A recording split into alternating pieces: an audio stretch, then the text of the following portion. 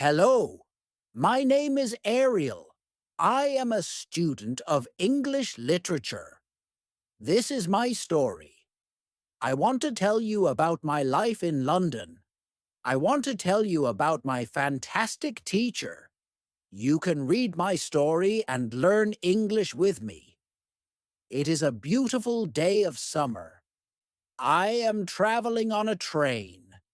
Two women are on the train with me. The women are sitting opposite me. They are speaking English.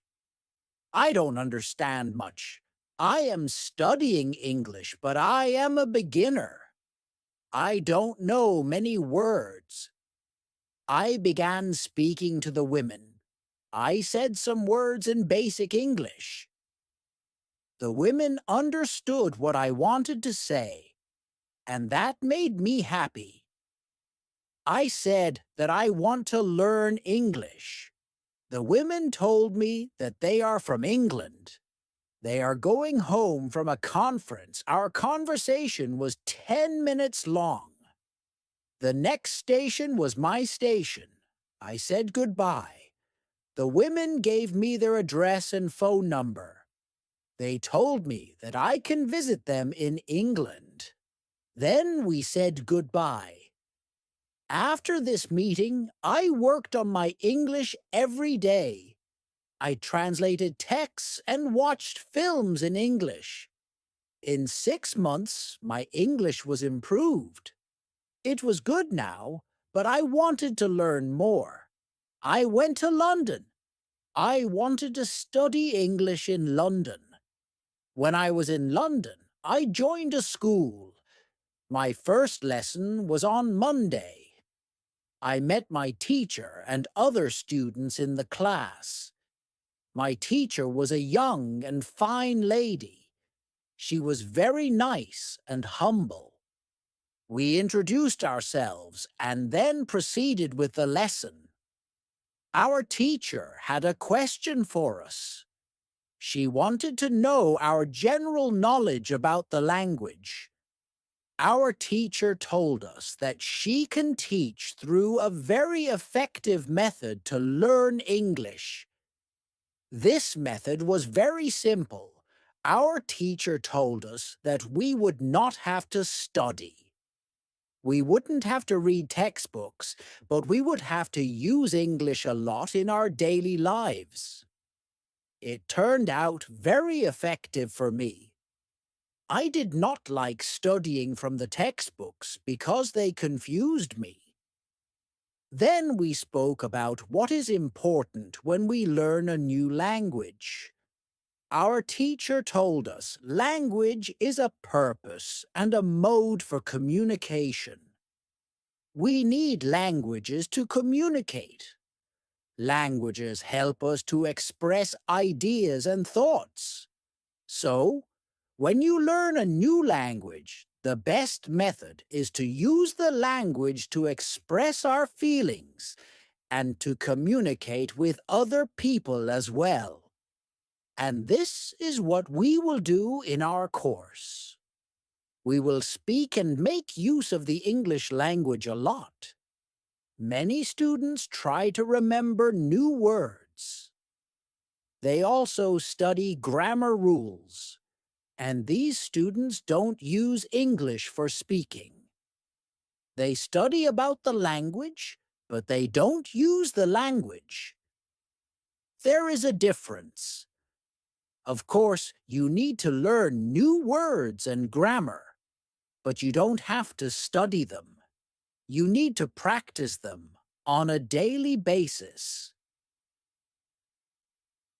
In this course, I wanted to show a very simple and effective method on how to learn vocabulary and grammar. I like what our teacher says. Our lesson continues.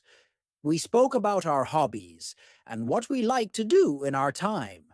We spoke in pairs or with our teacher. I enjoyed taking classes. I am really happy. This system of learning turned out to be very good and effective for me. Chapter 2. How I learned vocabulary. I went to school on Tuesday again. One of the students asked a question which was interesting for me. She asked, "What is the best way to learn new words?" Our teacher told us there are many things you can do to learn new words. I will tell you what is statistically the most effective way for learning new words. It is reading. When people read, they learn new words of their language. They learn twice as fast as people who don't read. It is good to read for at least 30 minutes every day. I want to show you what you should do if you want to get the maximum profit from reading. First, it is very important that the book or text which you read is interesting for you. It is important that you enjoy reading the book. The book can be a nice story, or it can be fictional or non-fictional, whatever your interest is. Don't read the text which isn't interesting for you. When you don't know many words, you can get frustrated. You always want to enjoy everything you do while using the language. It is effective to choose a text which is interesting and also okay for your level. When you read the text and you see a word which you don't understand, you should take a dictionary and find the word in the dictionary. Then you would look at its meaning. This will make for a better understanding of the text, and your knowledge of the text will be increased. You won't have to write the word anywhere. The word will automatically get locked in your brain, and you will always remember its meaning whenever you see this word again. Every time there is a new word for you, you will do the same. Reading also has another great advantage. When you read, you learn new words, and you also learn how each word is connected to other words in the sentence. You can see how to link the words correctly. This way of learning new words is very effective. Try it, and you will see how fast you can learn new words. Then we continued with the lesson. We spoke about the situation in England and about the best jobs for students. This is good for me because I want to get a job. I want to do something in my spare time after school.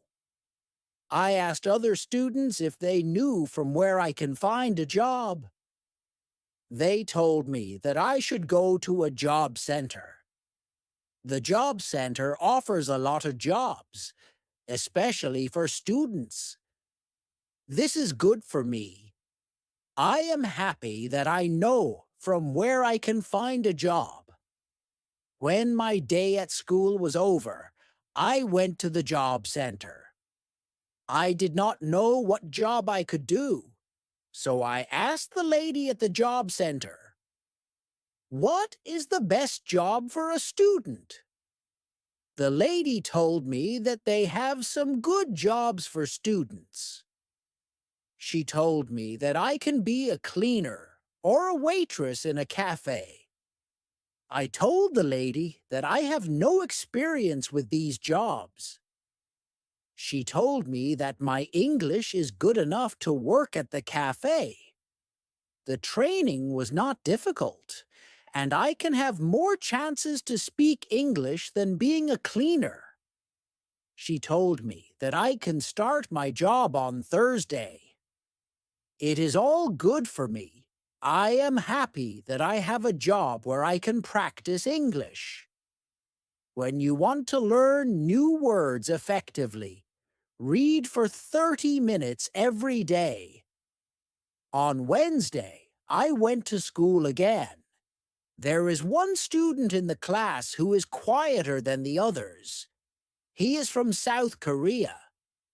When our teacher asked if we had any questions for her, this student from Korea said that he has a question. He said that he has a big problem with pronunciation. He knew that his pronunciation is not very good, but he did not know how to improve it. He doesn't speak much because he doesn't want others to listen to his bad pronunciation. He said that he reads and watches films in English a lot. He understands very well, but he also wants to improve speaking.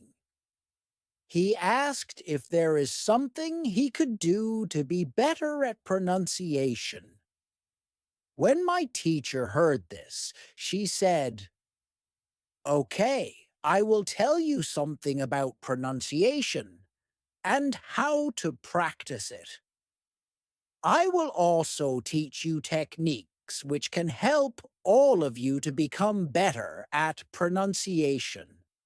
First, we have to look at why students have problems with pronunciation. When we speak, we have to move our mouths. We have to use muscles in our mouths. We all do that. The problem is that when you speak English, sometimes you use your muscles the same way you would use them in your native language. Then your pronunciation is different from the pronunciation of native speakers. This happens to many students who learn English. Almost everybody has a little different pronunciation than they should have. In fact, it is not a big problem, because usually people understand what you want to say, even if your pronunciation is not perfect. However, you can work on your pronunciation and make it better by a great technique which can help you a lot. The name of this technique is shadowing. The technique is very simple. When you do shadowing, you simply copy the sound which you hear. When children learn their first language, they learn it by copying. They copy after their parents again and again, and one day their pronunciation becomes perfect. You can learn English pronunciation the same way. This is what you can do. You take some videos or audio recordings which are not very fast and which you can understand very well. You listen and you copy what you hear when you hear it. That is all. Then our teacher went to YouTube and she searched for the shadowing technique. She found good videos where the shadowing technique was very well demonstrated. We watched the video, then we all tried to do shadowing for about 3 minutes. Then our teacher told us, "Shadowing is also good when you are preparing for a presentation in English, and you want to have good pronunciation. Before the presentation, you can go to some place where you are alone, and you can do shadowing for about 10 minutes. You will see how much it will help you to have better pronunciation during the presentation." This was very interesting for me. I hadn't heard about this technique before. When the lesson finished, I went to the school reception. I asked the lady if there were any sport activities at school. I would like to do some sport in England. The lady at the reception said, "Yes, we have a table tennis team and a football team. The football team has training today at 5 Oakham Ho. I was very happy because sport is very important in my life. I went to the training of the football team. I met a lot of players from different countries. The players are from Brazil, Japan, Russia, Spain, Argentina, and Italy. I liked the training. I was very happy that my time in England started well. I have a great teacher. I also have some new friends from my football team. Also, tomorrow I am starting my job as well. When you want to have a good pronunciation, repeat after native speakers. On Thursday, I went to school again. We had a new student in our class. Her name is Elizabeth, and she is from Italy. At the beginning of the lesson, my teacher asked Elizabeth some questions. My teacher knows Elizabeth because Elizabeth visited her class 1 year ago. It was a class for beginners, and it was only for 2 weeks during summer holiday. When Elizabeth speaks, she speaks beautifully. Her pronunciation is very good and she is fluent. My teacher was very happy, and she told Elizabeth, "Your school in Italy must be very good." Elizabeth said, "I don't go to any school. I learn English at home. I use techniques that I learned from you. I do a lot of reading, shadowing, and thinking aloud. I try to think more in English than in Italian. This is how I work on my English. The 2 weeks which I spent last summer at your class helped me a lot. You showed me the way. I know how to work on my English every day. This is why I wanted to join your class again.